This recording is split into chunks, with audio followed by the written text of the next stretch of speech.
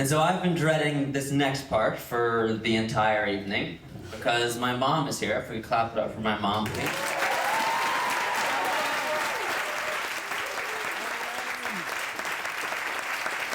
Mom, please remember all that clapping because I'm about to do an extremely graphic poem about porn.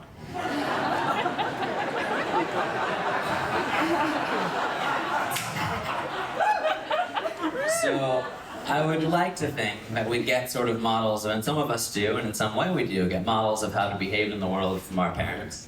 I also personally took quite a lot in from media, and not just porn, but it's not the only thing I watched as a child. But you know, I'm 10, 11 years old, just starting to like girls, and then I'm watching things like Friends, and I'm saying, ooh, like, okay, Joey is the one who gets all the girls, I guess I'm supposed to act like that around girls. I really feel more like a Chandler, and he ends up with Monica, and that seems okay, but ultimately everybody else makes fun of him for how he is around women, and I don't like that.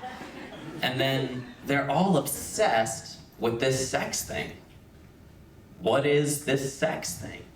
And not just on Friends, in all movies and all TV shows, all of these men seem to have this penultimate goal of this sex thing and achieving this sex thing.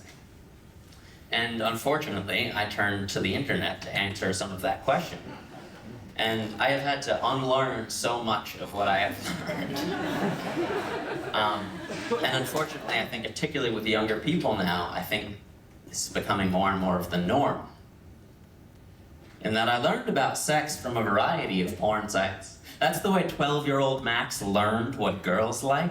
I typed in each variation of boobs.com I could think of. This was a problem later solved through the invention of Pornhub. A friend recommends with a big fat grin, feels like more of a man because of where he's been. Remember, this is pre-Google and Jeeves had kids. So, that night, I ran home to fire up my dial-up.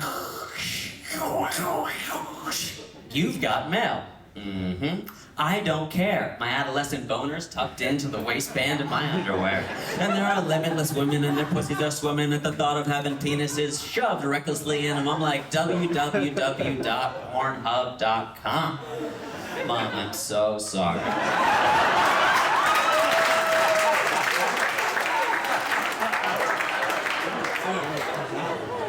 And suddenly,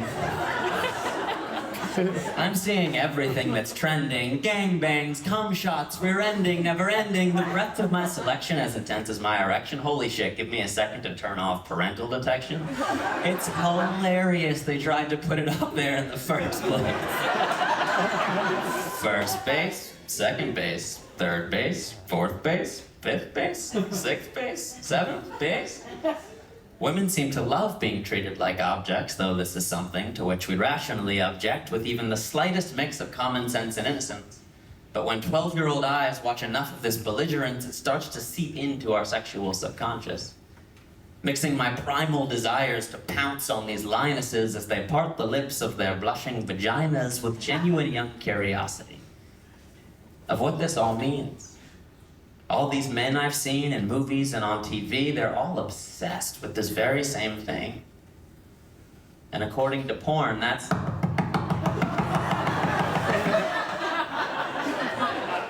It's women on their knees begging for our seed. It's using the female body for our whims, our desires, our needs. All these women tricked into nudity so easily and then discarded so casually. It seems like men are meant to dominate this lesser species. It's what porn taught me being a man means.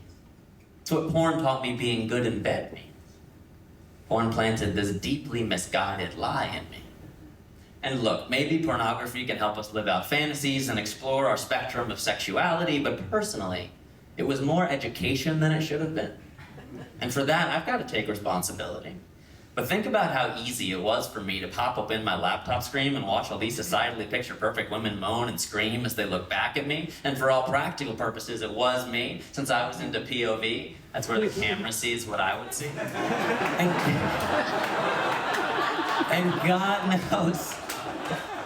And God knows I was getting no real pussy at age 13, 14, 15, 16, 17. So due to what was strictly availability, porn became my sexual reality. And unfortunately, I don't think my story is an anomaly. I didn't learn physical intimacy was a possibility until my mid-20s. Making love was just fucking stripped of its masculinity.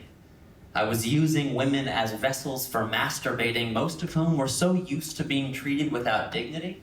To avoid bruising my ego, they wouldn't bother telling me. They'd just endure my incompetency. And anyone out there rolling your eyes at me, as honestly, I totally would have been. I ask you to explore the possibility that maybe the sex we learn from porn in American society is actually, when applied to reality, usually just really bad sex.